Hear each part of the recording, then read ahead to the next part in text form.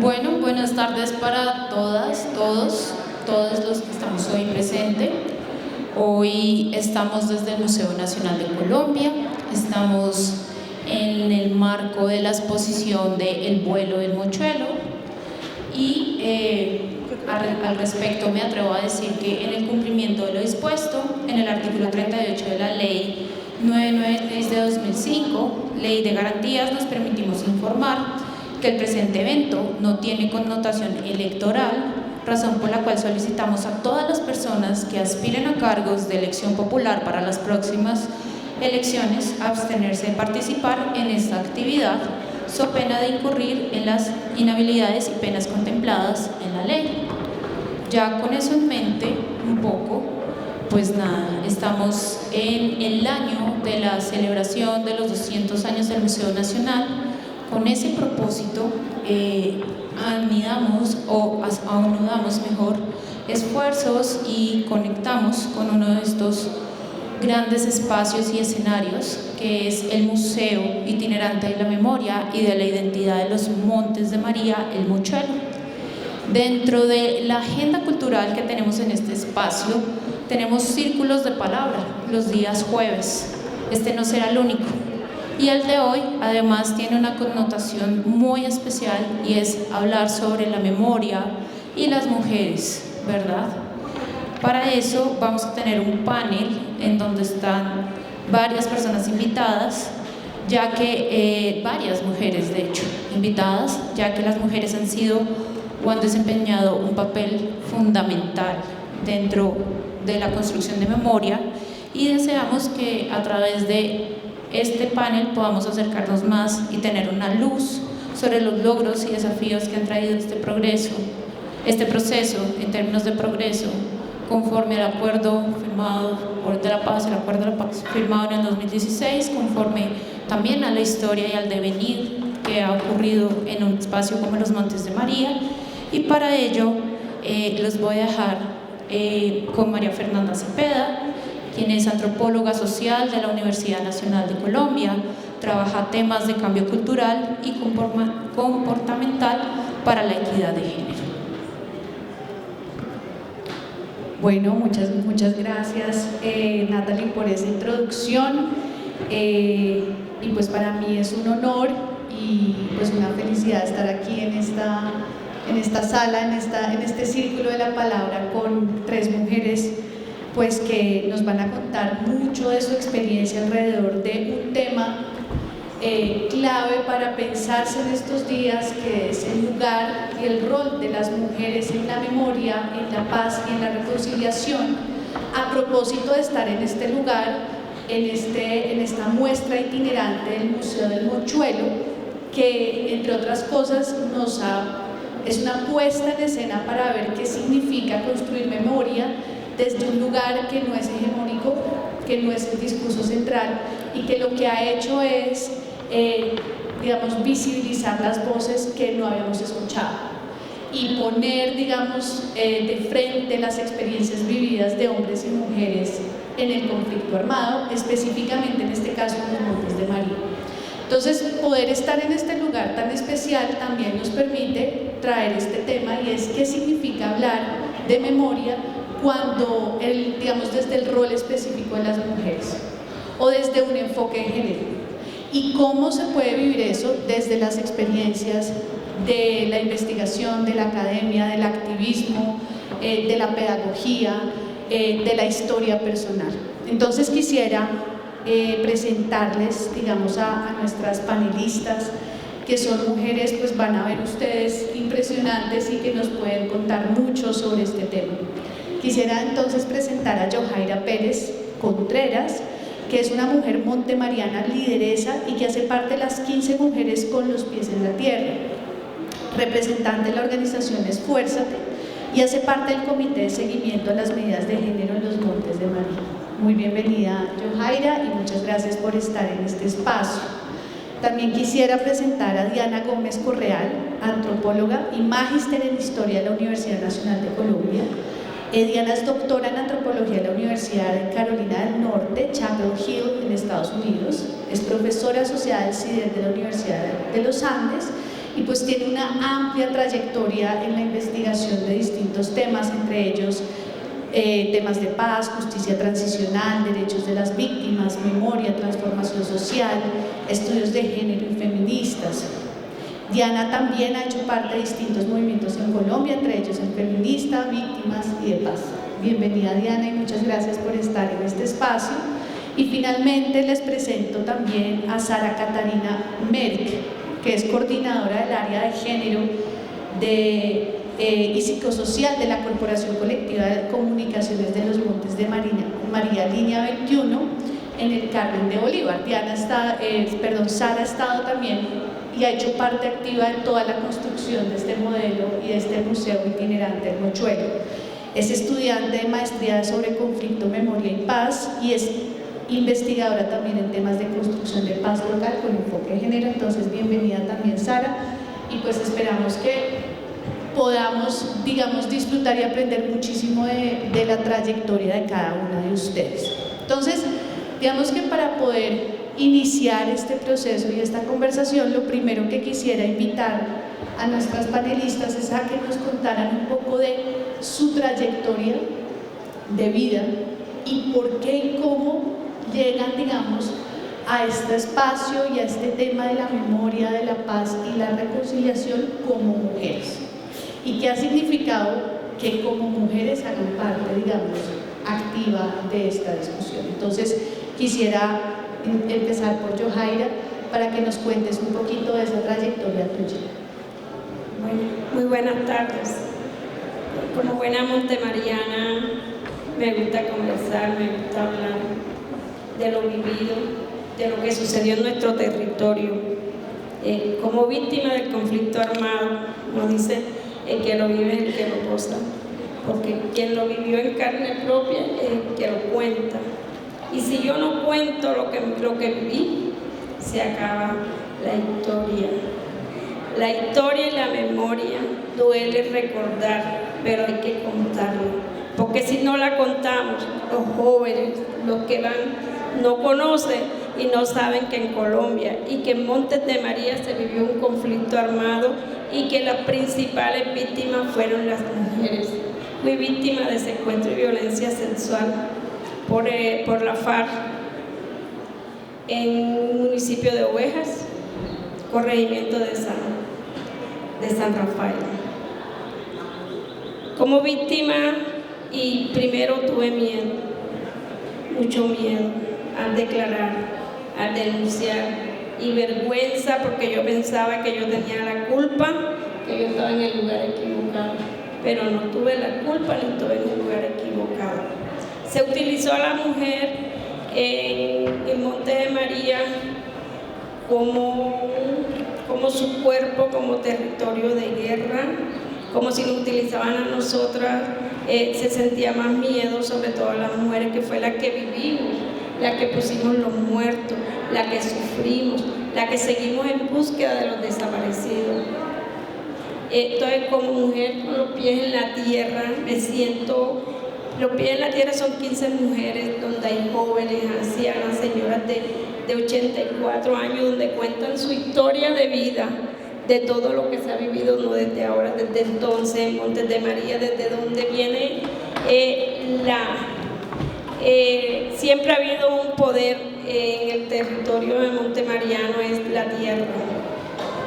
Siempre ha habido que muchos no tienen y muchos tienen mucha tierra. Entonces, todo el problema que ha habido en el territorio ha sido por poder de tierra. De las mujeres con los pies en la tierra, lo que estamos dando es esa recuperación de nuestro territorio. Mujeres pensantes, que no nos hemos dejado dominar de muchos y de muchas, porque siempre a veces somos víctimas por las mismas mujeres en el territorio que tienen poder, y porque creen que porque soy profesional o soy política o soy algo, yo puedo pisotear a las otras mujeres, ¿no? Todas tenemos el mismo derecho, tenemos las mismas decisiones, ninguna mujer es más bruta que otra, todas las mujeres somos sabias e inteligentes. ¿Por qué mantenemos una sabiduría? Porque en el conflicto las que quedaron con la carga de la familia, ¿quiénes fueron? Nosotras las mujeres. y las mujeres lograron sacar a sus hijos adelante, y lograron ser profesionales, lograr que vivieran lo que no se vivió. Entonces nosotros como mujeres, como pies en la tierra, hemos aterrizado y pisamos fuerte y firme, porque no nos podemos dejar dominar ni dejarnos callar. Entonces como víctima puedo contar todo lo que se vivió. No es igual contarle a una persona cual no lo vivió, para igual como uno que lo vivió y lo sintió. ¿Qué hacemos nosotros también en el seguimiento de las medidas de género del acuerdo de paz? Que nosotros, por lucha de muchas mujeres en el territorio nacional, pero muchas mujeres que logramos con el Sirirí, no sé la que lo conozcan, entonces para que quedaran la palabra género, y quedaron 25 medidas de género en el acuerdo de paz. ¿Qué estamos haciendo mujeres como comité? Hacerle seguimiento y exigibilidad para que esas medidas de género se cumplan. Disculpe que me pasó de la hora, se la pasó. No, no te preocupes, que es muy valioso escuchar esa trayectoria tuya y, como dices tú, ser, digamos, una mujer que en el cuerpo, en el territorio, sabe de lo que habla cuando habla de conflicto, pero también cuando habla de memoria, de contar la historia, de que no nos callemos. Entonces, muchas gracias, y yo creo que quedamos más bien con muchas preguntas sobre lo que tú estás relatando. Entonces, si quieres, continuemos con Diana para que también nos cuentes de tu trayectoria, del por qué tú como mujer terminas y qué te trae a ti a esta discusión sobre memoria y mujeres. Bueno, muchas gracias por la invitación y a ustedes por compartir este espacio.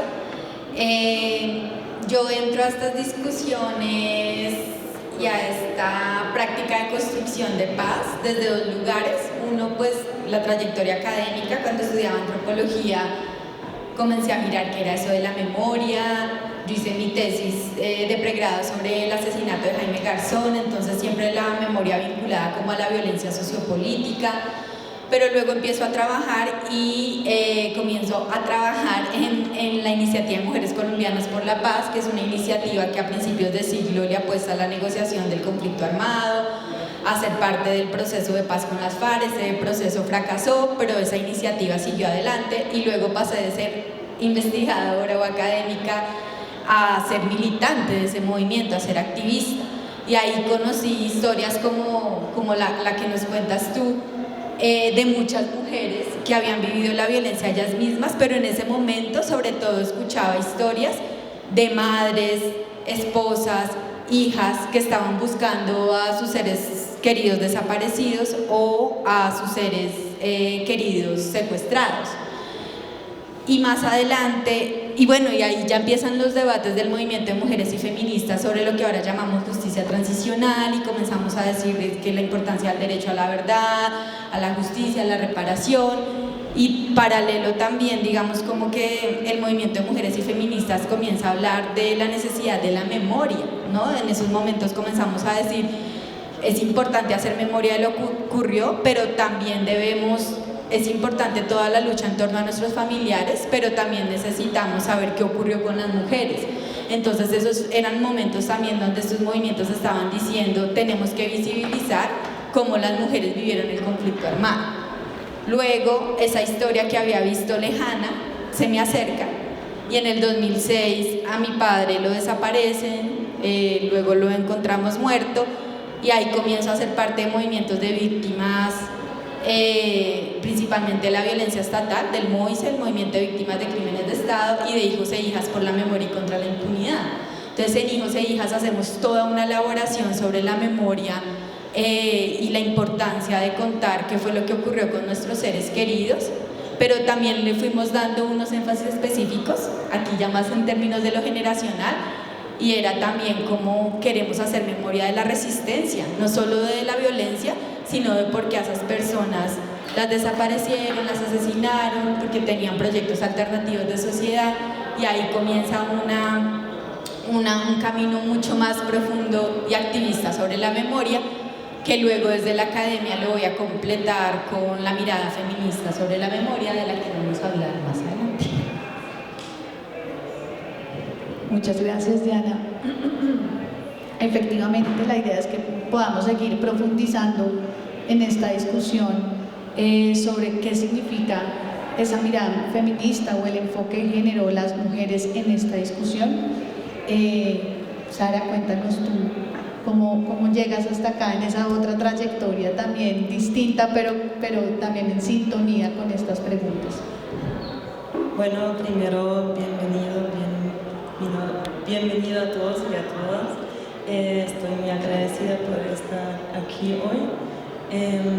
Pues mi trayectoria viene desde pronto un poco otro enfoque, soy alemana, y pues la propia historia de nuestro país y el trabajo de memoria que se ha hecho me parece súper importante, aunque digo que no es suficiente.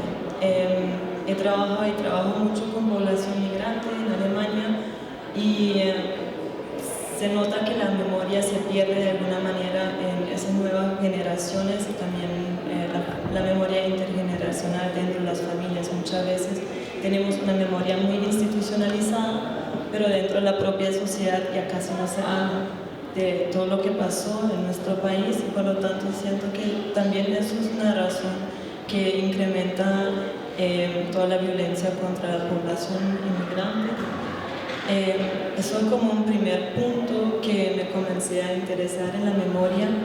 Y pues otro momento creo que importante para mí fue, soy también sobreviviente de violencia sexual y por mucho tiempo no encontré palabras para lo que está pasando ni explicaciones. Y pues durante la maestría que comencé en Alemania, fundamos un colectivo de mujeres, hicimos círculos de la palabra, encuentros, estamos hablando y compartiendo las cosas que están pasando, pero también comenzamos a hacer actividades pedagógicas para informar a la sociedad. También hicimos marchas, ¿no?, para visibilizar el tema y notamos que hay mucha resistencia a esas memorias de sobrevivientes de esas temáticas. Entonces creo que es muy importante compartir esa memoria, esas historias también para visibilizar lo que está pasando en la sociedad y que no solamente dentro del conflicto armado está pasando, sino hasta hoy en día también en la sociedad colombiana. Y pues es un punto que también me interesa mucho, aparte de mi enfoque en el conflicto armado y en la construcción de paz, como esas violencias que se han cometido dentro del conflicto armado y esas dinámicas de dominación también refuerzan el machismo dentro de la sociedad y que hasta hoy en día hay muchas violencias dentro de las casas, ¿no? Pero bueno, como llegué a Colombia en primera instancia, estoy haciendo una maestría binacional en conflicto, memoria y paz con la Universidad de Rosario y una universidad en Alemania. Y a los Montes de María llegué por una clase que tuve dentro de la maestría, que conocimos procesos de resistencia, de memoria dentro de los Montes de María, y estaba muy afectada por las historias que conocí, historias de masacres, historias de violencia sexual. Entonces sentí que tenía que ir allá para comprender más a profundidad y ver en qué manera también puedo aportar una granita, ¿no? Y llegué a Colombia y conocí el FAMA, el Festival Audiovisual de los Montes de María, en el 2021, y pues unos meses después Soraya me invitó para acompañar el colectivo, para también hacer mi tesis ahí, y desde entonces estoy allá, acompañé procesos con mujeres y pues sobre todo desde ese enfoque pedagógico en las comunidades, como la memoria en construcción, ¿no? O sea, la memoria, cómo se construye la memoria a los finales, también un espacio, un proceso que también es un proceso pedagógico de alguna manera. Entonces sí, desde ahí viene mi interés y mi trayectoria aquí. Bueno, pues muchas gracias por compartirnos esta pequeña ventanita a pues una vida y a una trayectoria como mujeres activistas, como mujeres investigadoras, académicas, como mujeres lideresas en esta pregunta. A mí me llama mucho la atención, pues en los relatos que nos hacen, cómo siendo mujeres la construcción de memoria también está atravesada por la construcción del lenguaje para nombrar las cosas que nos pasan a las mujeres y que generalmente son invisibilizadas incluso por nosotras mismas al haber sido, ¿no?, socializadas en un país patriarcal en donde la violencia contra las mujeres es la cotidianidad, y cómo esas violencias en los escenarios privados pues se traslapan también al escenario de lo público, y en cualquiera de los casos nos toca encontrar las palabras para relatar lo que nos pasó, para contar lo que nos pasó y encontrar esa valentía, ¿no?, y esa resonancia en otras mujeres siempre, para que no se olvide, ¿no?, para que no se repita. Entonces, en esa misma,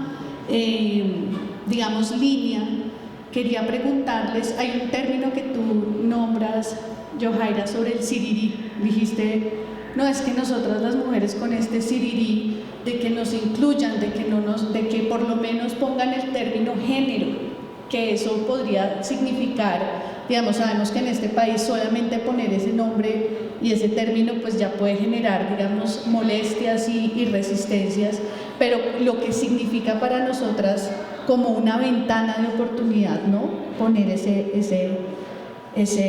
término. Entonces quería preguntarles en ese sentido, ¿por qué ese sirirí?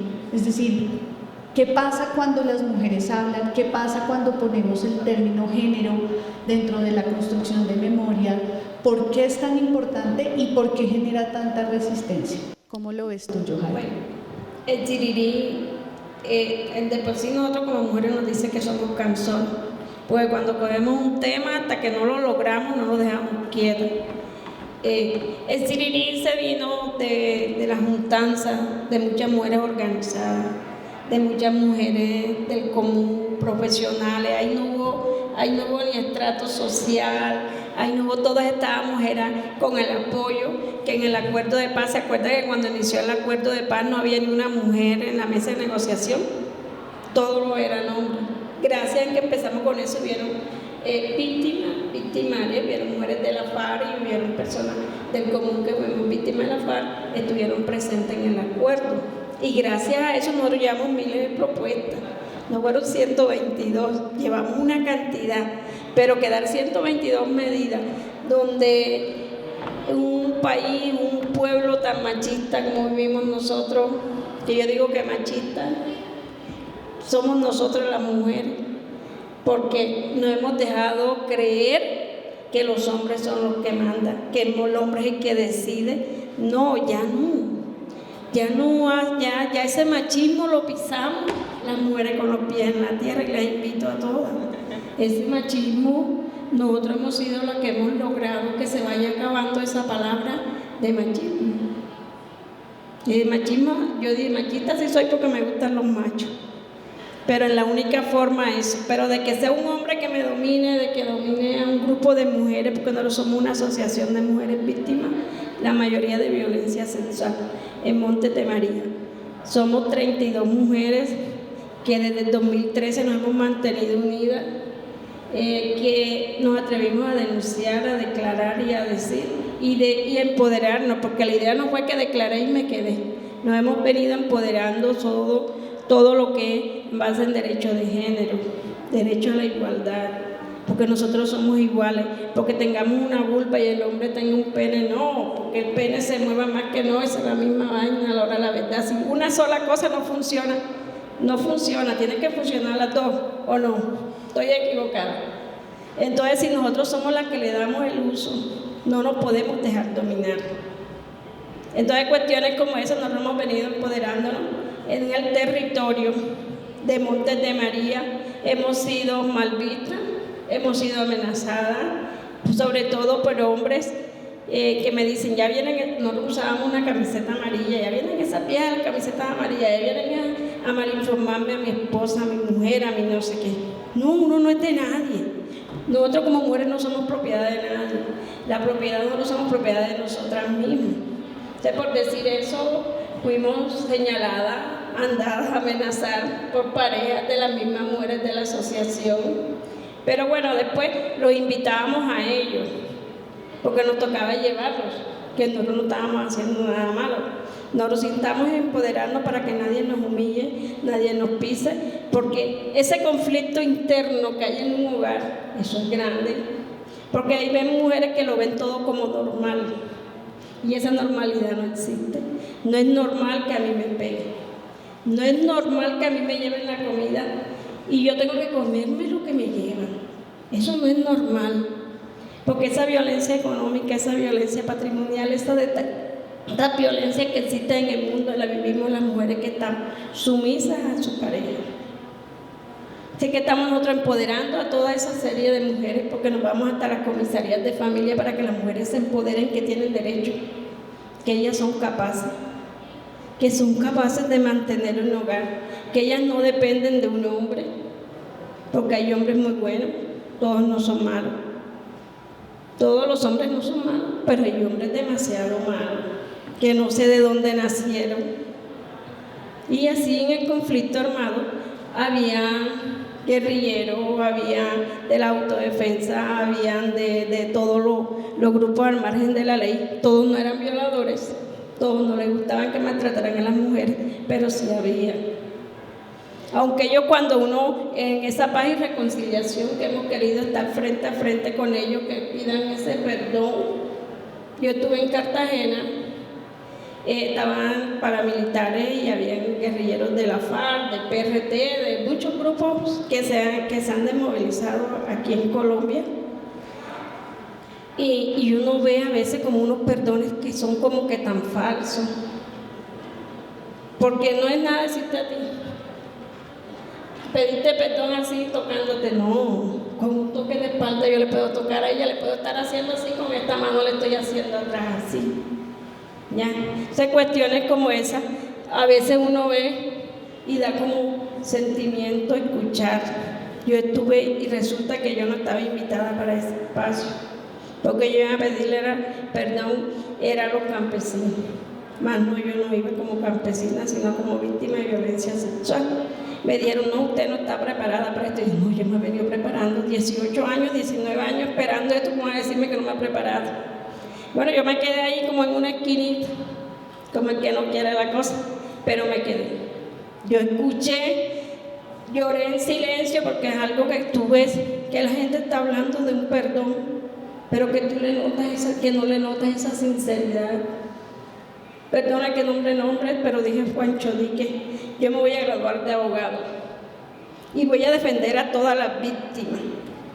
Yo escuchando, voy a defender a las víctimas. Y yo escuchando ahí que lloré, la ropa se me bañó de lágrimas al escuchar. Lo veía como con una emoción, porque yo iba a ser abogado, y yo le dije, tú vas a ser abogado, claro, vas a defender a las víctimas, según tú. Si te defiendes tú mismo, si tú fuiste el victimario, ¿cómo te vas a defender? ¿Vas a aceptar el cargo? Si usted dice que ustedes no violaban, que ustedes no hacían orar, son unos santos, yo no sé por qué sucedió tanta cosa y ahora ustedes no las reconocen. No reconocen. Nosotros en el grupo no habían violadores, porque el que violaba lo matábamos, pero lo están aceptando, que sí habían violadores y que los mataban. ¿Cómo van a decirme que en los grupos no violaban? Si usted está diciendo que el que violaba lo mataban. Y si ustedes los mataban, eran porque eran violadores, ¿o no? Yo no creo que yo estaba equivocada con hacerle esa pregunta. Entonces yo le dije, bueno, si usted fue víctima de desaparición, que dice que no se acuerda de los puntos donde enterró, ¿cómo usted va a defender a esa mamá que está buscando a su hijo? Si es capaz de defenderle y decirle y echarse la culpa total de usted, que fue el que dio la orden. El tipo se cayó y agachó la cabeza. Y después me fue a abrazar y dije, no, yo sí te acepto el abrazo. No, yo te acepto el abrazo. Y yo fui víctima pues por la guerrilla. Entonces los de la guerrilla, los militantes me hablaban, yo también les hablaba. Después de tanto llorar y quedarme callada un buen rato, yo me levanté como a las 9 de la noche. porque empezamos desde las 8 y eran las 9 de la noche, 10 de la noche, y todavía estaban hablando de paz y reconciliación. Había muchos de los que estaban ahí que no lo aceptaban, no aceptaban el perdón de ellos. Yo le dije, bueno, yo me levanté, no me dejaban el micrófono porque hablo mucho. Se lo dejaron así al lado mío y yo me lo cogí. Y dije, no lo voy a soltar, porque yo voy a decir todo lo que siento y lo que yo quiero. Que usted no está preparada, sí estoy preparada. Y si aquí enfrente está el que me hizo el hecho victimizante, que alce la cara. El tipo me hizo la cara. Me agacho. Yo lo llamé por el nombre, el área, y le di en tal parte, tal punto, usted me hizo esto. Sé que lo estás negando, pero con el simple hecho de agachar la cara me lo estás confirmando. Pero tú me estás pidiendo un perdón que yo no te lo creo. Pero yo sí te lo doy de corazón. Después de sufrir tanto, yo sí te perdono. Te perdono por lo que me hiciste, porque no me hiciste un daño. Sufrí mucho, pero eso que usted me hizo ser roca fuerte para yo poder defender a muchas mujeres que están en el territorio. Porque si a mí no me había sucedido ningún hecho victimizante, yo fuera Yojaira la que está en la casa. Pero por ustedes hacerme este hecho victimizante, yo tuve fuerza y fortaleza para apoyar a muchas mujeres. Y sigo en pie para seguirlas apoyando. Por eso yo lo perdono. Porque si no hubiera sido así, yo no soy la que soy hoy en día. Entonces el tipo me agacha y dice, no, levántese que yo le voy a dar un abrazo. Y yo lo abracé. Lo abracé y cuando lo abracé, él me pide disculpas y me dice en el oído que sí fue cierto lo que me había hecho. Pero si uno no lo señala y no los acosa, ellos no lo aceptan. Pero cuando uno les dice las cosas como sucedieron, lo aceptan. Porque el simple hecho de decirme yo no lo hice, y sabiendo yo que fuiste tú que me hiciste el hecho, no, pero a ver tú con Dios. Pero yo sí te perdoné de corazón, pero no sé si tú lo perdonas. Le estás pidiendo un perdón de tu corazón, no de palabras. Porque de palabras se dicen muchas y las palabras se las lleva el viento, pero lo que tú sientes aquí adentro es para vivirlo por siempre. Entonces, uno cuando ve en el territorio, uno cree que las cosas son fáciles. Hay muchas mujeres que tienen más de 20 años de estar sufriendo en silencio y no se atreven a decirlo porque ahí se me van a señalar. Me van a decir que yo fui la que lo fui a buscar a ellos para que ellos me violaran, que yo fui la que lo fui a buscar a ellos para que ellos me desaparecieran a mi hijo. No, si nosotros callamos, nosotros otorgamos. Y la idea es no quedarnos calladas, porque cuando callamos se pierde la historia, se pierde la memoria. Y si no hay quien la cuente, mucho menos. Se acaba todo. Porque de pronto nos acordamos las que tenemos, las que vivimos en esa época, pero los que van jóvenes, ellos lo ven normal. Ellos ven normal que violen, ellos ven normal que atraquen, ellos ven todo normal. ¿Pero por qué lo ven normal? Por la sociedad en que vivimos. Porque no corregimos, porque todo lo aplaudimos. No podemos aplaudir lo malo. Y todo lo bueno no es bueno. Porque hay cosas que dicen que es buena y es mala, hacen más daño que lo malo. Entonces nosotros tenemos que distinguir entre el bien y el mal, entre la justicia y la injusticia. A veces la justicia nos hace más daño que la injusticia que nos cometieron. Porque yo lo que digo, ¿por qué lo digo la justicia? Porque la justicia ha sido la que ha apoyado a los victimarios a que ellos no acepten que fueron violadores, que desaparecieron a muchas personas. ¿Quién ha dicho que me va a decirme a mí un jefe paramilitar de que yo enterré a fulano de tal y ahora no sé dónde? ¿Cómo que no se van a acordar? Tantos fueron que ya no saben ni dónde los dejaron. No, porque las fincas que nos daban nosotros eran fincas de ganaderos, y después que nosotros salimos ellos araron tierra, cambiaron todo lo gobierno, y la indicación que teníamos nosotros era un árbol de mango. Y ahora cuando vinimos ese dichoso árbol no está. Y dije, pero recuerda algo, porque tú no sabes cuántas madres lloran Yo me pongo en el lugar de una madre que tiene un hijo desaparecido, que no fue uno solo, hay madres que tienen 3, 4 hijos desaparecidos. Yo me digo, ¿cómo comen? ¿Cómo duermen? ¿Cómo? Simplemente es que no soy capaz ni de ponerme en el lugar, porque no lo aguanto.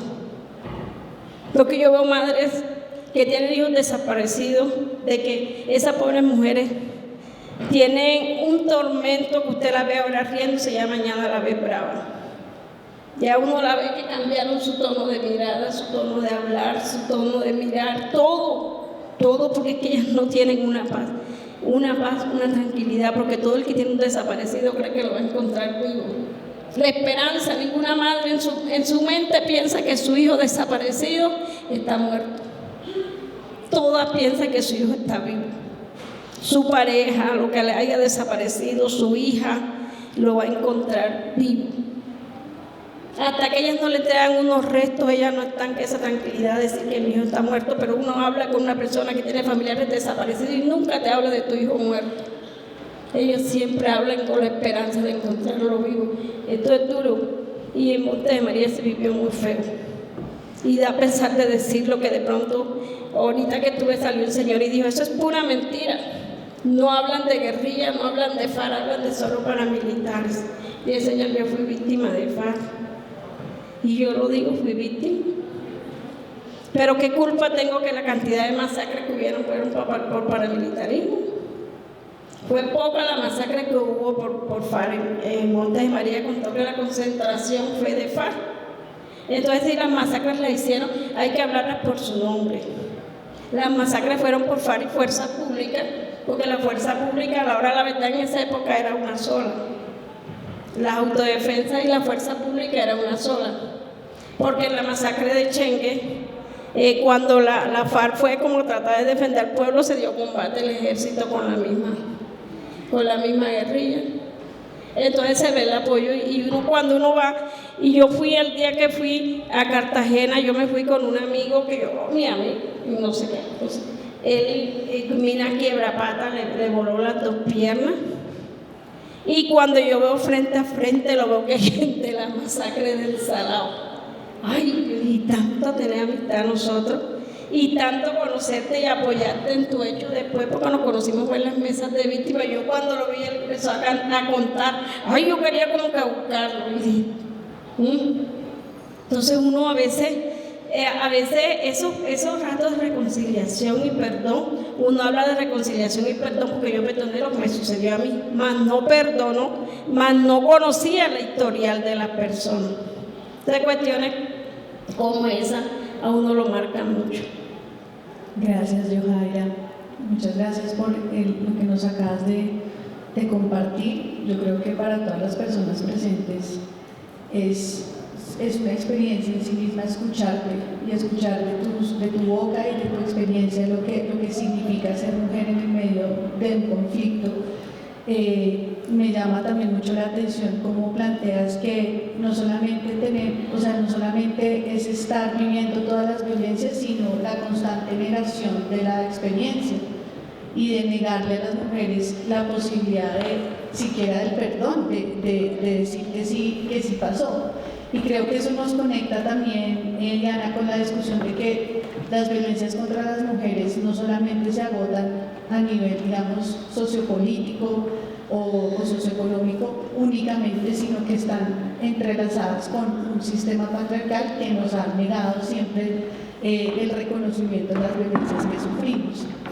Entonces me gustaría que nos contaras un poco más sobre cuál es tu reflexión sobre, a propósito de lo que nos acaba de contar Yojaira, sobre nuevamente la memoria de las mujeres, las voces de las mujeres, qué significa que las mujeres se paren a hablar, sean valientes frente, pues, digamos, a todas las violencias vividas. Sí, gracias por la pregunta, porque creo que me hace pensar cómo es esa relación entre memoria y mujeres.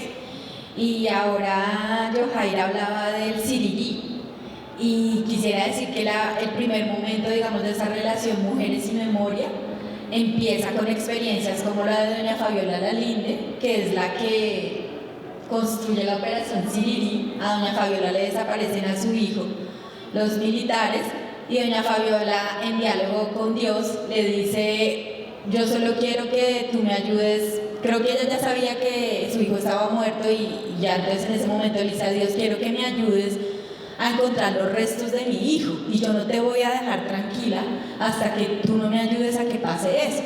Y entonces ella dice: voy a armar la operación Siriri, y es que voy a insistir y persistir hasta saber qué ocurrió con mi hijo y hasta que me devuelvan sus restos. Entonces, esa relación memoria y mujeres en Colombia en términos del conflicto armado y la violencia sociopolítica, yo la dibujaría un poco como por etapas. Se me sale lo historiadora, pero ahí hay un primer momento, ¿no? ¿Qué pasa en Colombia con el conflicto armado y la violencia sociopolítica?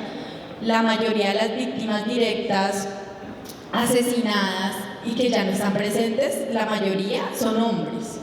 Las mujeres hemos sido objeto de violencias directas, pero no necesariamente, digamos, estamos muertas o desaparecidas. Y es mayor el número de hombres muertos y desaparecidos. Eso obligó a las mujeres, obligó en cierto sentido, porque es otra de las características de la relación mujeres y memoria, y es que las mujeres también, por esa historia que hemos tenido de cuidado de las y los otros, las mujeres hemos sido las que en gran mayoría hemos emprendido la búsqueda de los desaparecidos y hemos emprendido también las reivindicaciones de verdad, justicia, reparación y de memoria. Ahí tengo que nombrar a ASFADES, que es la primera asociación de familiares de detenidos desaparecidos que surge en 1982, y allí pues muchas son mujeres. También hay hombres, los hombres también tuvieron un lugar, pero lo que quiero decir es que en los movimientos de mujeres, en los movimientos de víctimas, una gran mayoría son mujeres. Y las mujeres hayan hecho un rol por la memoria muy significativo de sus seres queridos. Y para mí la memoria en esas experiencias es una materialización del cuidado. Cuando yo exijo que mi ser querido regrese vivo, saber la verdad o que haya justicia, y los procesos de memoria son una forma de cuidar de esos otros, de los seres queridos. Luego yo les contaba ahorita que el movimiento de mujeres y feminista comienza a decir: queremos la negociación política del conflicto armado, queremos participar en los escenarios de paz, pero también nos vamos a decir: queremos que en medio de esto se sepa cuáles fueron las violencias que sufrieron las mujeres. O sea, ya no centrado solo en el ser querido, sino qué pasó con esa persona, con esa madre, con esa hija, con esa esposa, pero también directamente qué pasó con los cuerpos de las mujeres. Esto empieza a surgir en los 90, pero es a inicios del 2000 que cobra muchísima más fuerza. Entonces esa es otra relación de mujeres-memoria, ¿no? O sea, como también tenemos que saber qué ocurrió con las mujeres. Y otro aspecto que yo nombraría como particular y que Yojaira lo plantea en su intervención, pero también lo podemos encontrar en esa primera descripción de esta itinerancia, es que las mujeres también, a mí no me gusta esencializar, ¿no? O sea, no puedo decir que las mujeres por esencia son cuidadoras o por esencia... No, pero sí hay un rol histórico y ese rol histórico ha permeado nuestra práctica política, nuestra práctica como víctimas, como activistas, y creo que las mujeres traemos sensibilidad a estas discusiones. Las mujeres más fácilmente hablamos, no necesariamente de lo que nos ocurre a nosotras, pero cada vez más, pero sí ponemos en juego las emociones, el cuerpo. Creo que también el cuidado se expresa como en estas construcciones de los museos, del hacer memoria. Y eso me parece una cosa muy significativa. Yo creo que las mujeres, y también yo diría ahí las perspectivas feministas, le estamos aportando también nuevas lecturas al conflicto y también aportamos pues cosas particulares a la construcción de paz, sin esencializar, porque ahí también están los hombres que tienen otras... O sea, bueno, voy a contarles una anécdota chiquita. La mayoría de mujeres, la mayoría de personas que están en los movimientos de víctimas, por lo general, en términos de los lazos de parentesco, suelen ser mujeres, pero también hay hombres. Y esos hombres que uno ve participando en esos movimientos son hombres con una gran sensibilidad. O sea, aquellos que dan el paso de buscar a su ser querido, de integrar esos movimientos, también tienen profundas sensibilidades. Entonces ahí también tenemos que mirar otro rasgo del género en términos de la masculina.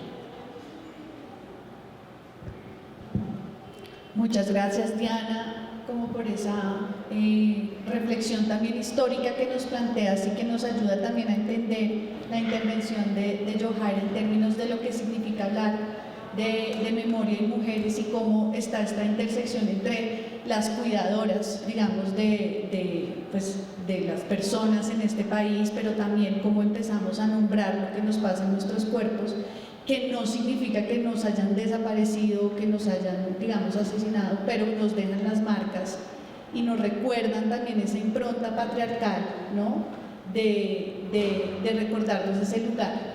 Y eso es lo que yo quisiera también hablar contigo, Sara, porque creo que en el relato también de Yojaira y lo que hemos estado escuchando es ese lugar de la violencia sexual hacia las mujeres y digamos que también en esa pregunta por la memoria que nos muestra, o sea, por un lado, cómo hacer memoria de esas violencias hacia nosotras, digamos, todo lo que nos muestra Yojaira frente al hecho de ni siquiera sentir que hay un reconocimiento de lo que nos pasó y de lo que nos hicieron, esta idea de que yo me lo busqué, que creo que es parte como central de las justificaciones hacia las violencias, y dos, que nos habla como de ese cambio y de lo que tendría que tener esa paz y reconciliación frente a lo que nos pasa a nosotras en los cuerpos y en las violencias.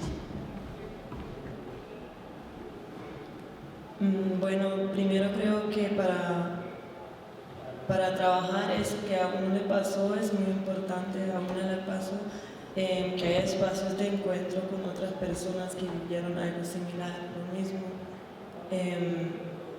Personas que tengan mucha sensibilidad, no necesariamente tienen que ser ellas mismas o haber sido afectadas, ¿no? Pero personas que tengan la sensibilidad suficiente, el alcance, ver como tú dices, muchas veces una se culpa de pronto hasta a sí misma, una no logra entender cuáles son todas las estructuras que hay detrás de eso, que posibilitan y legitiman de alguna manera también las violencias contra las mujeres, y como entrar en ese diálogo también para comprender qué está pasando en la sociedad. Creo que eso para mí mismo ha sido un punto muy importante, comprender por qué pasan las cosas que pasan, ¿no?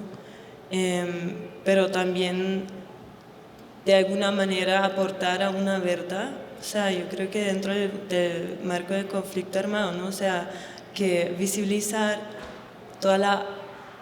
el alcance de la violencia sexual que se cometió dentro del conflicto armado, y no solamente, también reconocer que no es solamente un acto sexual que se cometió por unas ganas que tenía una persona en ese momento, sino que es algo también con intención, que también es estratégico, que tiene, me falta la palabra,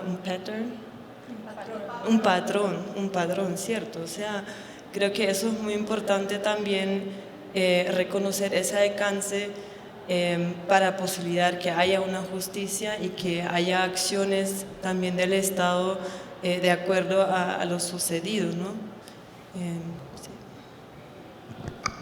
Bueno, muchas gracias, Sara, a ti también. Y esta idea del patrón, ¿no? Como de no es coincidencial, nuevamente, que las violencias hacia las mujeres también hayan estado dirigidas hacia sus cuerpos y hacia ese mensaje con el que nos dejan. Yo quisiera preguntarle a las personas del público si alguien tiene una pregunta para alguna de nuestras panelistas, si también les ha generado alguna reflexión, si alguna duda, lo que han compartido en este momento con nosotros y nosotras. Y si no, pues seguimos la conversa, pero también me parece chévere como círculo de la palabra que no seamos solamente aquí en este grupo pequeño. No toca mirar, todos se miran, todos nos miramos. Vale, si igual surge una pregunta, me parece importante que sepamos que la podemos hacer. Yo quisiera… allá.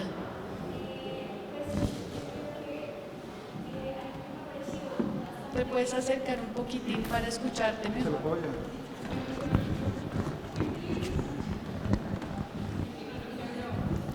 Que una de las cosas que me ha parecido supremamente enriquecedor de él estar acompañando esta exposición del mochuelo es escuchar las propias experiencias e historias que traen pues, los montemarianos y montemarianas del territorio, porque pues hay veces que pues, llegamos aquí y a veces ni conocemos mucho qué es los Montes de María, dónde está ubicado, cosas que pueden ser sencillas, pero ya abren todo un panorama a entender el territorio.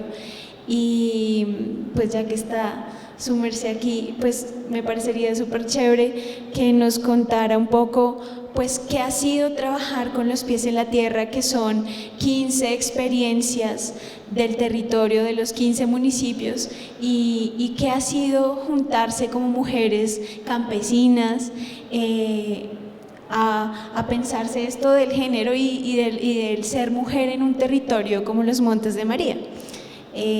Porque siento que estas experiencias y otras voces que nos permiten pensarnos quizás otras formas de ser mujer, pues estaría chévere también escucharlas aquí y como nutrir esa experiencia que está en la Sala Emma.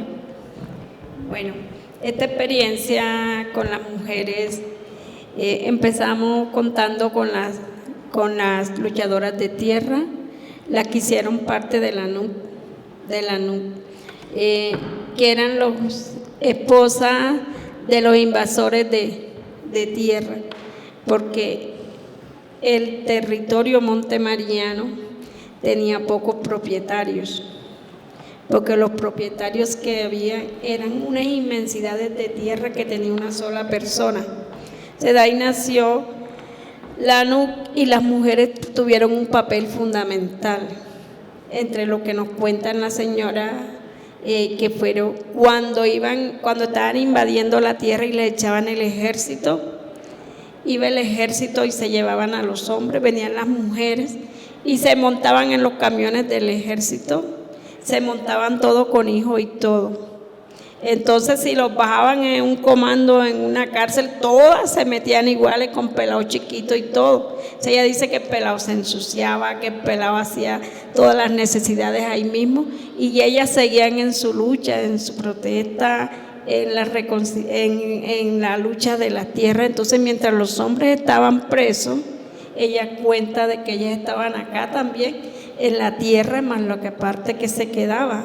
Entonces, contar de las mujeres con los pies en la tierra, vamos a poner de 60 años atrás.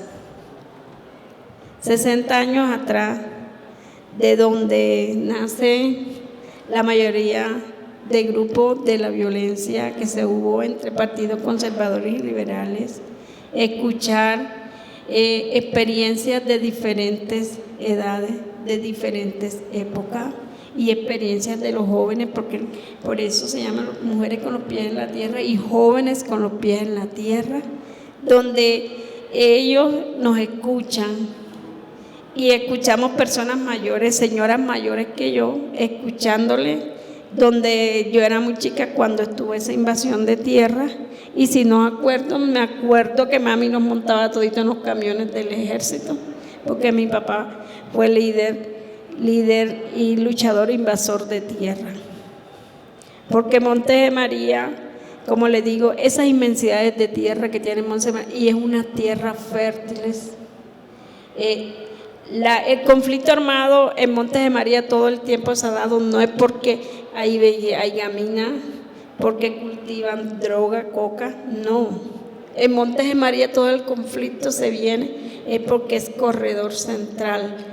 Del sur de Bolívar atraviesa Montes de María y llega al Golfo del Morrosquillo, y otra parte de Montes de María que vienen del sur de Bolívar cogen el Guamo y cogen el mar, el río, y cogen el mar por Cartagena.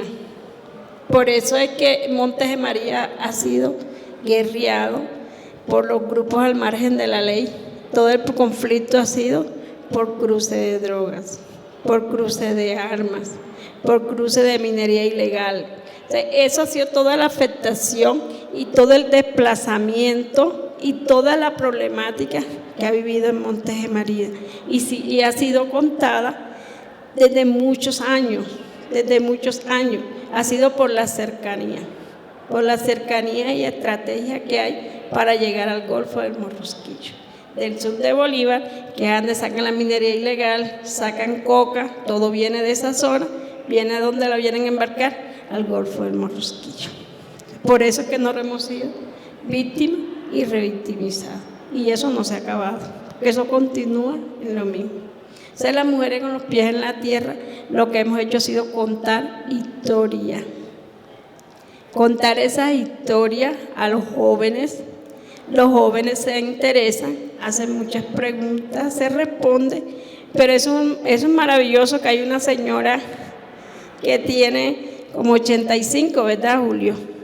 La señora Sole, y uno la ve como que tan bonita, tan tececita, y yo me pasaba enferma y quejándome. Tengo 54 y la señora Sole tiene 85. Y uno ve a la señora Sole, baila, la señora Sole cuenta su historia como con una ternura. Ella dice su historia y se ríe del apoyo que ella le daba a su esposo y a las otras mujeres en el territorio. Entonces yo digo, hombre, ¿cómo que me voy a dejarme quedar de la señora Sole? Y la señora Sole, y hay otra señora también viejita que fue luchadora de tierra. Al uno escucharle, uno se siente como acabado y eche, pero si la señora Sole me va doblando los años, porque yo tengo que sentir tanto dolor. Entonces cuestiones como eso es un ejemplo de vida que ojalá la señora Sole la traerán a este espacio, que creo que debe de venir en agosto, y ese resto de señoras más ancianas, al escucharles uno su historia de vida y toda la resistencia y la resiliencia que han tenido en el territorio, porque nunca han salido de Montes de María, con todas las amenazas y con todo lo que vivieron. Eso es bonito, uno colocarse en el lugar de otro, y eso a uno le da fuerza para continuar. Y cuando un joven se interesa y te pregunta y pregunta y pregunta, ¿por qué? Porque se interesa en la historia que se ha vivido y sobre todo la historia que han vivido las mujeres, que han sido fuerza, han sido pilar fundamental para muchos hombres que se destacaron en el territorio, pero fue por ese apoyo que le dieron las mujeres. Muchas gracias, Yojaira, y muchas gracias por esa pregunta, porque creo que también nos da muchísimas oportunidades de seguir dialogando. En lo que planteas, Yojaira, ahí pues encuentro yo una relación entre que la lucha de las mujeres no es una lucha, digamos, desvinculada de las luchas por el territorio, de la lucha, ¿no?, por la dignidad, por la seguridad alimentaria, por la dignidad de la vida, y eso significa que no podríamos entonces despojar esa idea del género o del enfoque de género o de las mujeres de esas luchas, ¿no?, y de esas luchas que vienen como agarradas. Y entonces en ese orden de ideas quisiera preguntarle a Diana sobre eso, sobre cuáles son esos retos que tú ves en el momento en que hablamos de mujeres y memoria, y cuáles son los riesgos, ¿no?, de que se esterilice, por decirlo así, el concepto, de que empecemos a hablarlo de manera muy enunciativa y olvidemos el relato que nos acaba de contar Yojaira, que esto data de una historia de lucha, de una historia de resistencia en la que han participado las mujeres por su territorio, por sus grupos familiares, por la comunidad, y no es única y necesariamente una discusión, digamos, como podríamos decir, de acceso para las mujeres a ciertas cosas. Entonces, quisiera que nos contaras un poco sobre eso.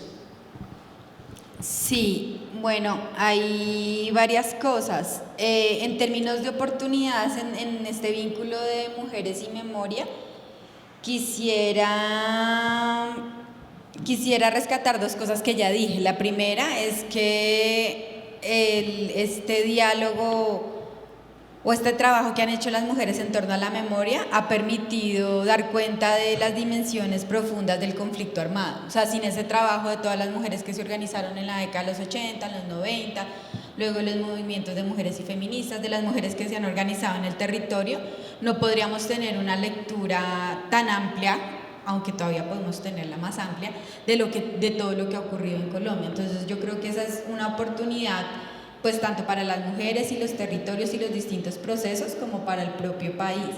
Por otro lado, yo veo como una oportunidad el hecho de que hablemos de las violencias experimentadas por las mujeres, y ahí quisiera anotar algo, y es que esto de hablar de las violencias que experimentamos las mujeres en medio del conflicto armado y la violencia sociopolítica ha ido por etapas, ha ido por momentos. ¿Sí? En principio era como las mujeres que reclamábamos por nuestros seres queridos, pero no necesariamente se discutía qué es lo que esas mujeres buscadoras o esas mujeres, si se quiere, sobrevivientes han padecido también y han sufrido y han vivido.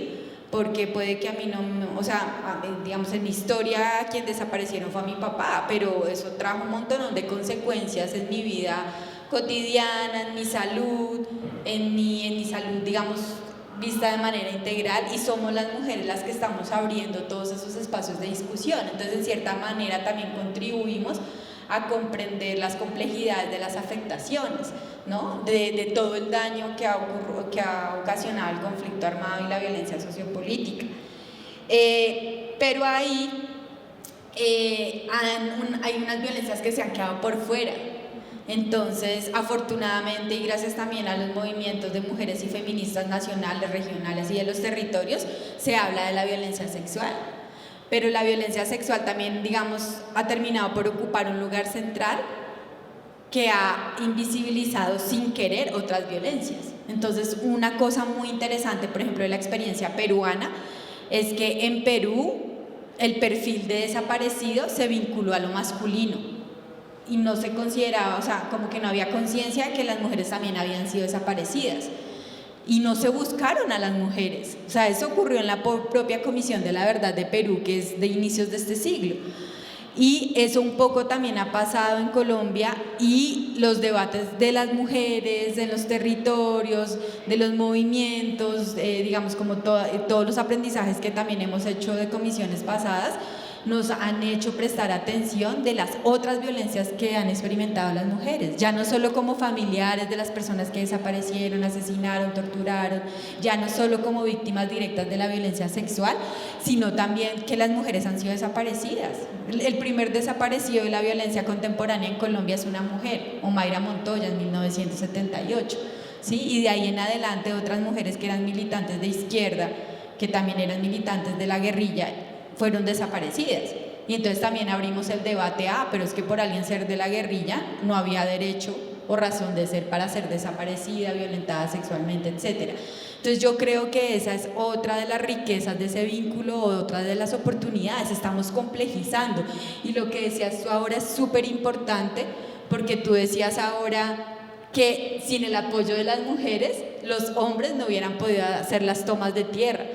Y en esa complejización de la memoria de lo que le ocurrió a las mujeres, estamos entendiendo también las razones políticas de la violencia, lo que tú planteabas ahorita también. O sea, las violencias sexuales y otras violencias que ocurren contra las mujeres no se explican porque los hombres sean malos, o porque los hombres, perdonen que utilice esta expresión, no encuentro ahora otra, estuvieran arrechos, perdónenme la expresión, sino porque había un fin político. ¿Sí? Y la complejización de esto nos ha llevado a comprender que a las mujeres no sufrieron violencia sexual porque tenían cuerpo de mujer. No, sufrieron violencia sexual porque jugaban un rol preponderante en la sostenibilidad de los procesos comunitarios y de las luchas. Sin las mujeres en Colombia, todas esas luchas de disputa de tierras, del movimiento indígena, del movimiento campesino, del movimiento afro, de los movimientos de izquierda, de los movimientos sindicalistas, no hubieran sido posibles, porque hemos reproducido también miradas estereotipadas sobre las violencias que han sufrido las mujeres. Entonces, en parte algunos relatos de ciertas comisiones de la verdad terminan diciendo que las mujeres, o uno puede terminar concluyendo que las mujeres sufrieron violencia porque tenían una vagina. Y sí, está el patriarcado de por medio, pero esas violencias tienen unas connotaciones políticas muy fuertes. Y yo creo que también las luchas de las mujeres en los territorios, incluyendo a Bogotá como territorio, nos permiten complejizar también por qué fueron las disputas. Y lo que tú decías ahora, que de acuerdo a lo que decía yo Jaira, de la importancia de las mujeres en las luchas de los territorios, nos lleva también a complejizar de dónde vienen las violencias. Sí, vienen de la guerrilla, del Estado, del paramilitarismo. Las feministas sabemos también que vienen del patriarcado, pero vienen de otros lugares también, vienen de nuestra experiencia colonial, vienen del racismo, vienen del desarrollo del capitalismo. Uno no puede entender Montes de María sin entender las dinámicas socioeconómicas de apropiación de la tierra, las propias dinámicas del capitalismo global asentadas en un territorio específico. Las violencias también se dieron por el antropocentrismo.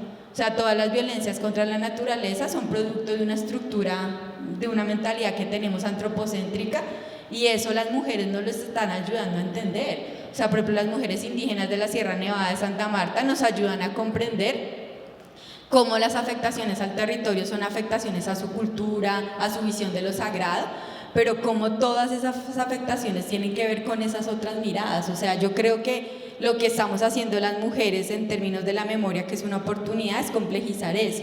Y en términos de brechas, o sí, de las dificultades, yo sí quisiera señalar que es muy importante toda la labor de cuidado que hacemos las mujeres, pero también significa una carga. Entonces, ¿quiénes sostienen muchos de los procesos organizativos? Las mujeres. Diana Ordóñez está haciendo su tesis sobre museos comunitarios y también ha podido observar que allí hay una gran labor de las mujeres. Entonces las mujeres están en el museo comunitario, están en la casa porque tienen que seguir con las labores de la casa, pero también tienen que buscar el sustento diario, tienen triples jornadas de trabajo. Entonces yo creo que ahí hay una brecha grande. Otra brecha es en términos de participación, o sea, las mujeres somos fundamentales en los movimientos de víctimas, pero uno ya ve la distancia cuando llega el proceso de paz. Pues primero no hay mujeres, pero sin ir a esa instancia tan alta, cuando uno va a los procesos organizativos, muchas veces las vocerías y la toma de decisiones están los hombres, sigue siendo así, aunque eso va cambiando, pero sigue siendo así. Y otra brecha que quisiera señalar, otra gran dificultad, es que se ha popularizado el enfoque de género, y yo creo que es súper importante eso, pero eso tiene que ser más riguroso, y el enfoque de género tiene mucha más potencia que decir, por poner el ejemplo de Montes de María, no sé, un ejemplo aquí bien borrador, 30 mujeres fueron desaparecidas y 50 hombres fueron desaparecidos. O sea, el enfoque de género es más que una cosa cuantitativa. El enfoque de género implica una transformación, avanzar hacia transformaciones de la realidad, implica un lente analítico, pero también quisiera insistir, y eso no lo enseñan distintos feminismos y las mujeres en sus experiencias, y es que tampoco el género es suficiente para leer la realidad. Necesitamos otros enfoques, necesitamos, en un país como Colombia, si no aplicamos el enfoque étnico, si no comprendemos cómo el racismo ha sido estructural, no vamos a comprender qué pasó acá. Entender el conflicto armado sin la dimensión de clase, no lo vamos a comprender. Entre otras cosas, entonces creo que esa es una de las brechas o debilidades que tiene también, digamos, esa importante inclusión de las mujeres y del género en la construcción de paz, en el proceso de paz, en el acuerdo de paz, pero también hay, digamos, como una debilidad latente. Gracias, Diana. Yo creo que es muy valioso todo lo que nos cuentas y cómo vamos hilando y cómo vamos entendiendo, digamos, qué significa las voces de mujeres como Yojaira, qué significa hablar del enfoque de género interseccionado con otras dimensiones como la clase, la raza. Digamos que ya cerrando el espacio, yo quería preguntarle a Sara, y aprovecho que yo conozco un poquito el trabajo de Sara, entonces también puedo como buscar. Diana nos hablaba de que en estas nociones, digamos, del trabajo de las mujeres, de la memoria de las mujeres y de la labor incansable que han hecho las mujeres para complejizar y para hacer visible, hay sin lugar a dudas una discusión sobre el cuidado, ¿cierto? Y cómo también podemos romantizar un poco la sobrecarga de cuidado. ¿Qué quiere decir eso? Que podemos decir sí, como el ejemplo que la compañera Yojaira nos hacía sobre las mujeres adultas mayores que no solamente sacaron a sus hijos e hijas adelante, no solamente hicieron un trabajo comunitario, sino que siguen contando las historias. Eso digamos que pues es muy valiente, pero trae detrás pues una sobrecarga y pues un cansancio generacional seguro de muchas mujeres que han tenido que poner, digamos, sus cuerpos y su energía también a disposición de otras personas.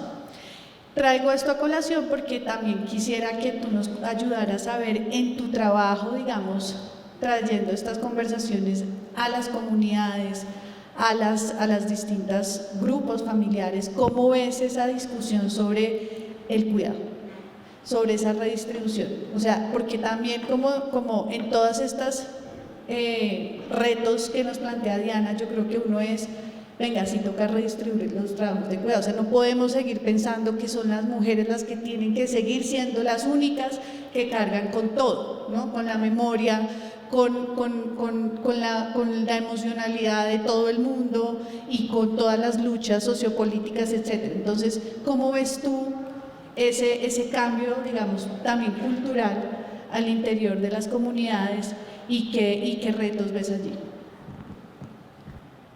Pues durante el tiempo que he estado trabajando con las comunidades fue muy interesante. Trabajamos, por ejemplo, con mapas comportamentales. Analizamos, primero transmitimos como ese conocimiento, que es el enfoque de género, que es el enfoque de género interseccional, para identificar esos comportamientos violentos que observan las mismas comunidades. O sea, la idea no es llegar ahí y decirles las cosas como desde afuera, sino esa misma experticia y el conocimiento de los saberes que hay dentro de la comunidad, trabajar con esos conocimientos. Entonces hicimos como una mapa de comportamientos y identificaron comportamientos que quieran cambiar, ¿no? Primero, muchas veces esa carga de cuidado no se identificó como ningún comportamiento. Identificaron mucho violencia sexual, violencia física, otras formas de violencia, pero esa violencia estructural no se identificó. Pero sí, lo que resonó fue mucho que también hay que involucrar más a los hombres en esos procesos de trabajar con enfoque de género, porque las mujeres mismas mencionaron eso, que están pues capacitándose, pero luego llegan a las casas y lo que encuentran es de alguna manera como una barrera, ¿no? Porque hasta los mismos hombres a veces, sus mismos maridos dicen que ya no me vas a ese espacio porque me vienes aquí con cosas, lo que también mencionó Yojaira antes, ¿no? Que tienen que llevar a los hombres a veces hasta los espacios para ver que ahí no está sucediendo nada malo. Entonces, las mismas mujeres hicieron varias propuestas en algunas comunidades que quieren hacer escuelas de padres, escuelas de hombres conscientes, no violentos, ¿no? Y pues luego en un segundo paso trabajamos exactamente ese comportamiento de cuidado, donde sí trabajamos con grupos mixtos de forma pedagógica, primeramente como analizando qué significa el cuidado, que es todo lo que implica, porque muchas veces también hay un gran desconocimiento, no se reconoce el trabajo que hacen las mujeres en los hogares, se ve como unas actividades, pero no se ve el alcance de todo lo que implica y que tampoco es el único trabajo que realizan, ¿no? Entonces, sí, hablando de esos temas con las comunidades y luego en un segundo paso definieron como sus propias metas para sus familias, que querían alcanzar, llegar a unos acuerdos, y sí se ha visto, aunque hubo participación de hombres, fue muy poca participación todavía, y que también dentro de los hogares aún así ha sido complicado llegar a esos acuerdos, ¿no? O sea, ha habido lugares donde más bien tenía que ser implementado a la fuerza, entre comillas, que la mujer decía, pues o haces algo o ya no voy a hacer nada aquí en la casa. O sea que todavía falta trabajar más con los hombres en esas temáticas y creo que cambiar esas narrativas que existen, y ahí creo que la comunicación para el cambio social es algo muy chévere y me gusta mucho el trabajo del colectivo también por lo tanto, porque es involucrar las comunidades y ellos y ellas mismas son agentes del cambio, ¿no? O sea, ellos y ellas mismas narran, deciden qué contar, construyen guiones, se transmite conocimiento de manejo de cámara, por ejemplo, y luego también graban, editan, o sea, es algo muy genial, la verdad, y eso no se queda en los videos que se producen, sino también se replica en otros espacios, en itinerancias, en el festival audiovisual, también en cineclubs que van a los territorios,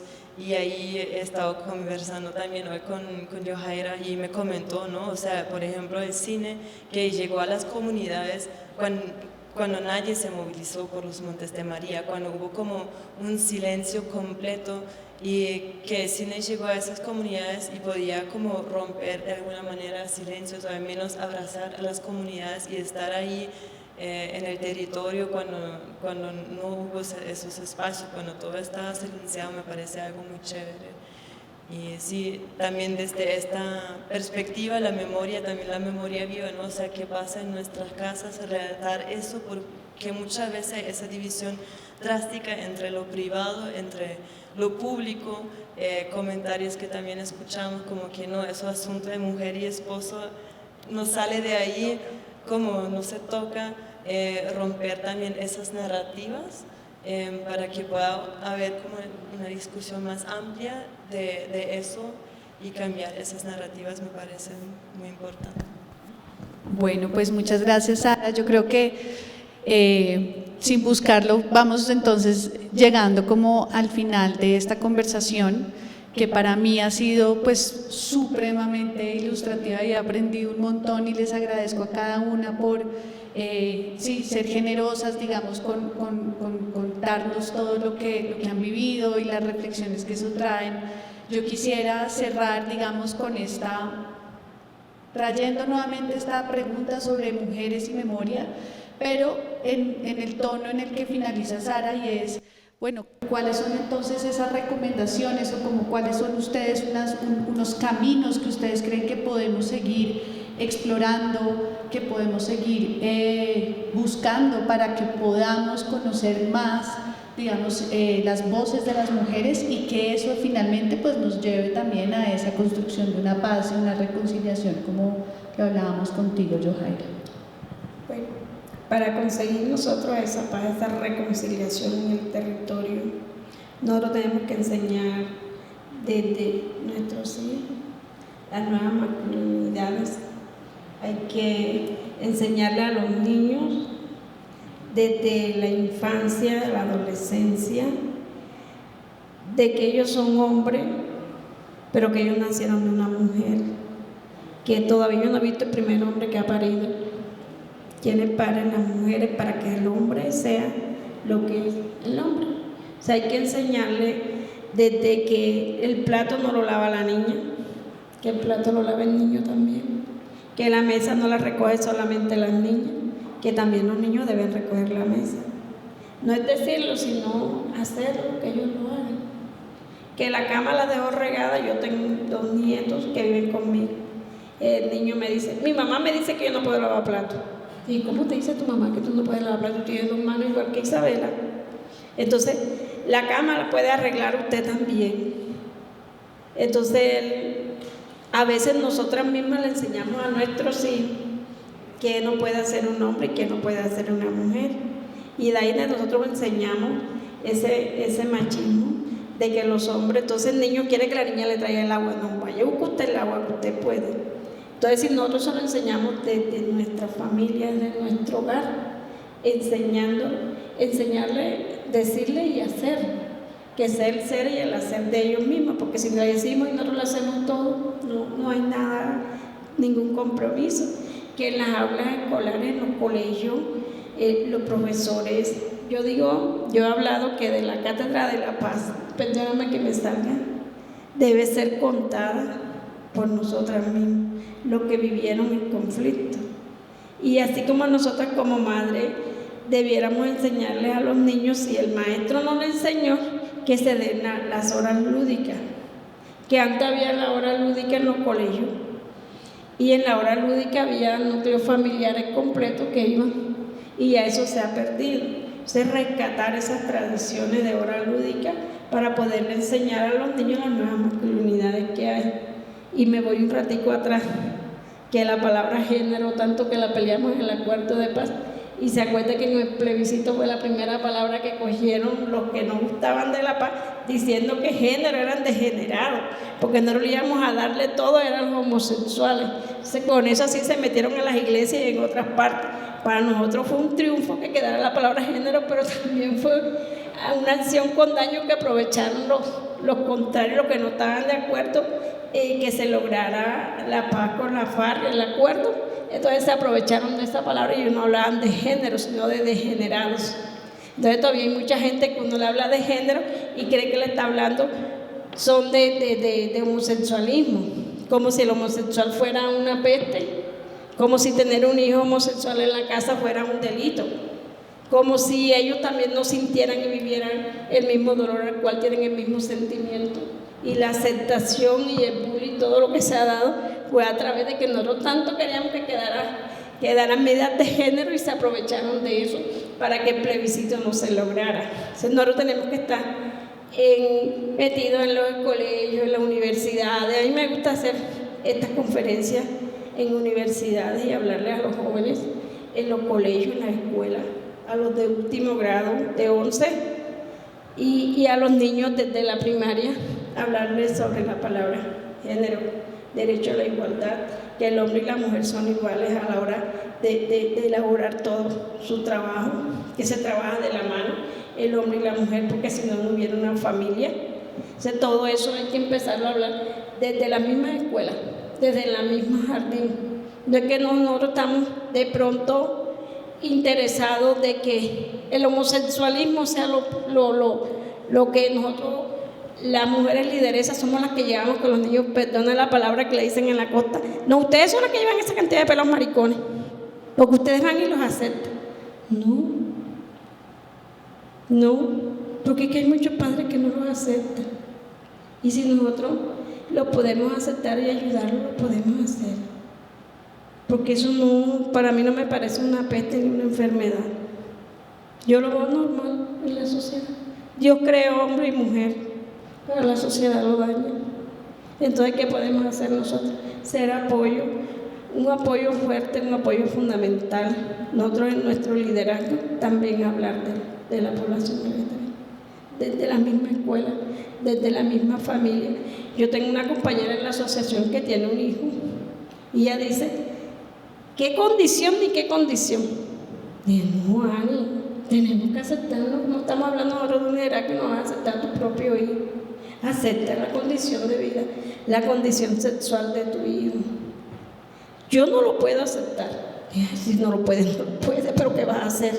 Te tocó. Acéptalo sí o no. Pero si se ve ese rechazo desde su misma casa, desde su mismo hogar, ¿qué se deja para la sociedad? Entonces ellos se ven como me rechazó mi mamá, como me rechazó mi papá, como me rechazó esto. Es normal que en mi colegio me rechacen mis compañeros. Entonces ellos se adaptan a esa vida de rechazo, lo ven como tan normal y ellos viven su propia vida. Más no, y de que ellos tienen que vivir su propia vida y no tienen que vivir lo que a ti te guste. Entonces cuestiones como esas son discusiones y son mujeres empoderadas y están en unos procesos, pero no sé en qué forma se van empoderando, si hasta su propia familia, quien le hace bullying desde la misma casa.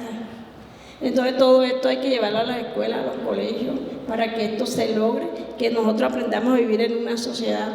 No vamos a decir que vamos a arreglar el mundo, pero aprender a convivir. Gracias, Yojaira. Diana, cuéntanos. Rápidamente, a mí se me ocurren 5 recomendaciones rápidamente. La primera, en términos de la memoria, yo sí creo que hay que seguir trabajando desde los contextos más micro, desde los locales, la complejidad de las violencias contra las mujeres. Tenemos que entender cada vez más en minucia por qué ocurrieron esas violencias. Yo creo que tenemos más o menos un diagnóstico de qué violencias ocurrieron, pero el por qué hay que profundizarlo más. Lo segundo es que este país ha vivido mucho dolor y en los cuerpos de las mujeres hay mucho dolor, y yo creo que no se puede construir paz si no nos dedicamos a tratar de manera seria y sistemática el dolor que hemos vivido. Y yo ahí he propuesto como la noción de transmutar el dolor, porque yo no creo en la visión clásica de la sanación. O sea, yo creo que los hechos de violencia que se experimentan en el conflicto armado, en la violencia sociopolítica, violencias estructurales como la violencia sexual, son difíciles de sanar. O sea, yo no creo que se pueda sanar. Yo creo que uno lo que puede hacer es darle un tratamiento al dolor y procesar lo que ocurrió. Y sin eso podemos muchas seguir apostándole a la paz, pero estamos mal por dentro, y eso no tiene sentido porque se trata de estar bien afuera y bien adentro.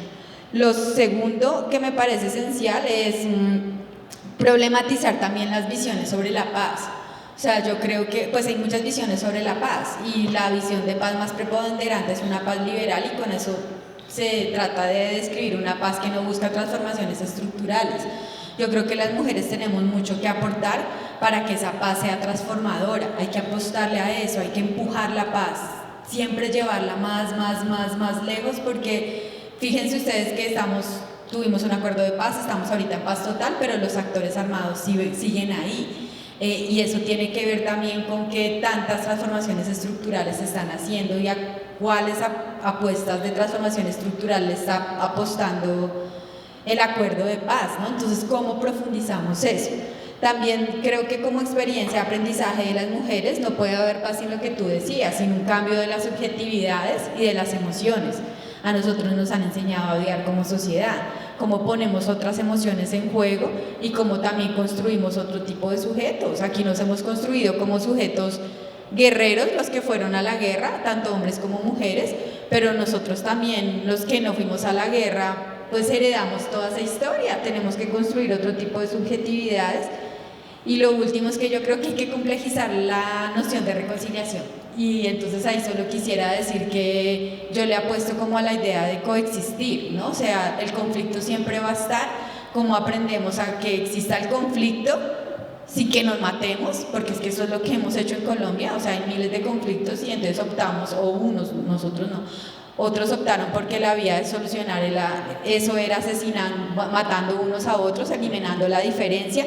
Yo creo que hay que pues tener la capacidad de construir eso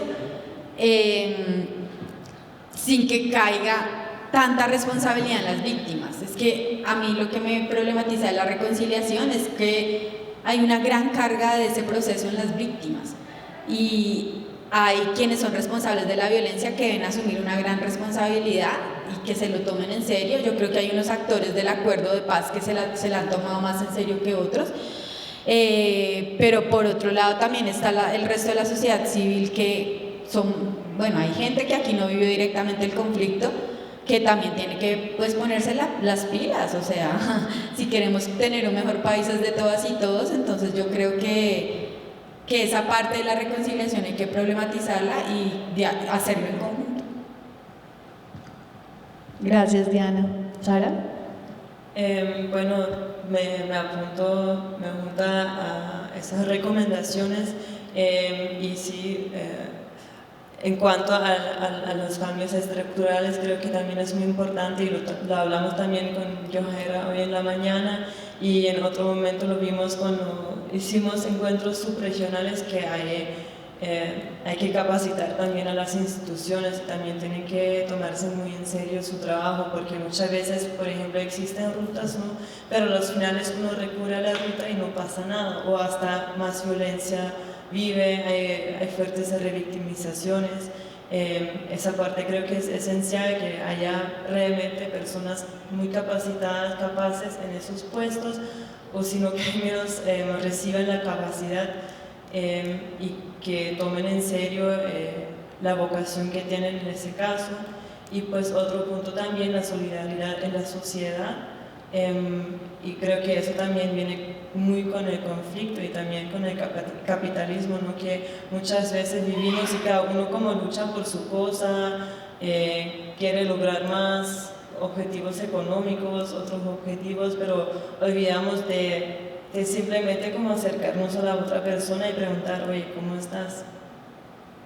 O sonreír a una persona extraña en un espacio, eso a veces ya hace el día. Acompañar a las personas y pensar también cómo puedo yo aportar, aunque sea desde lo chiquito, ¿no? A formar una sociedad basada en más confianza, basada en apoyar, en abrazar a las personas que lo necesitan. Vale, pues muchas gracias. Recogemos acá recomendaciones muy valiosas que yo creo que también para las personas que estamos en esta búsqueda son también iluminadoras de hacia dónde tenemos que seguir orientando el trabajo. Yo les agradezco muchísimo por la escucha activa, por estar en este espacio. A nuestras panelistas, muchas gracias también por todo lo que nos compartieron y pues al mochuelo, larga vida al mochuelo. Muchas gracias.